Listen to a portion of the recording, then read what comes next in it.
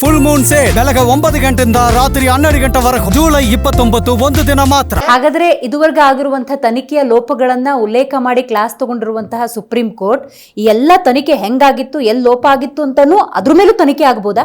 ಹೌದು. ಈಗ ನನ್ನ ಪ್ರಕಾರ ಈಗ CBI ಆಫೀಸರ್ಸ್ ಹೆಸರು ಹೇಳೋದಿಲ್ಲ, ಅವರು ಜೈಲಿಗೆ ಹೋಗ್ಬೇಕಾಗತ್ತೆ. ಮತ್ತೆ ಎಷ್ಟು ಸಿಗುತ್ತೆ ಅವ್ರಿಗೆ? ಅವ್ರಿಗೆ ಸೇಮ್ ಕಾನ್ಸ್ಪಿರಸಿ ಅಂದ್ರೆ ಅವ್ರಿಗೆ ಲೈಫ್ ಸೆಂಟೆನ್ಸೇ ಇದೆ. CID COD ಆಫೀಸರ್ಸ್ ಯಾರಿದ್ರು ಅವರು ಜೈಲಿಗೆ ಹೋಗ್ಬೇಕಾಗತ್ತೆ. They are all criminals accuse. CBI ಹೋಗ್ಬೇಕು, ಲೋಕಲ್ ಪೊಲೀಸ್ಗೂ ಹೋಗ್ಬೇಕು. ಹಾಗಾದ್ರೆ SIT ರಚನೆ ಆಗತ್ತಾ?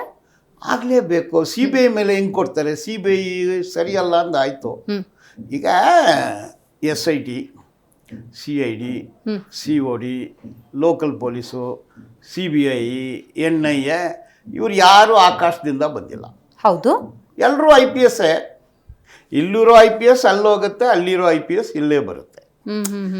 Beyond that there is nothing. Correct. Okay, ಈಗ ಪ್ರಶ್ನೆ ಏನಂದ್ರೆ 2012 ನಾವು 2026 ಸಿಟ್ ಕಾನ್ಸ್ಟಿಟ್ಯೂಟ್ ಮಾಡಿದ್ರೆ ಇವ್ರ ಮೇಲೆ ದೋಷ ಆರೋಪಣ ಪಟ್ಟಿ ಸಲ್ಲಿಸಕ್ಕೆ ಆಗುತ್ತಾ, ಪ್ರೂವ್ ಮಾಡಕ್ಕೆ ಆಗುತ್ತಾ ಅನ್ನೋದು ಪ್ರಶ್ನೆ.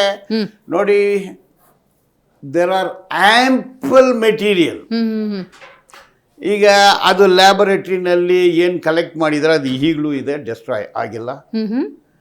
ಈಗ ಡಿಜಿಟಲ್ ಕಣ್ಣು, ಡಿಜಿಟಲ್ ಕಿವಿ, ಕಣ್ಣು, ಮನುಷ್ಯರ ಕಣ್ಣು ಎಲ್ಲನೂ ಇದೆ. ಈಗ ಏನೇನೆಲ್ಲ ತನಿಖೆ ಆಗಬೇಕೋ ತನಿಖೆ ಯಾವುದಾಗಿಲ್ಲ.